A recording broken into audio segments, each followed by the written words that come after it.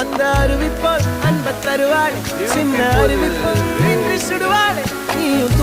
தும்மிடி ஆயுசு நூறாக என்னுயிர் உன்னோட பத்திர சொத்தாக என் பார்வை உன்னோடு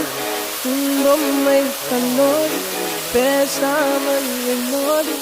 நாம் மிதந்து போவோம் காதார அடியாளோ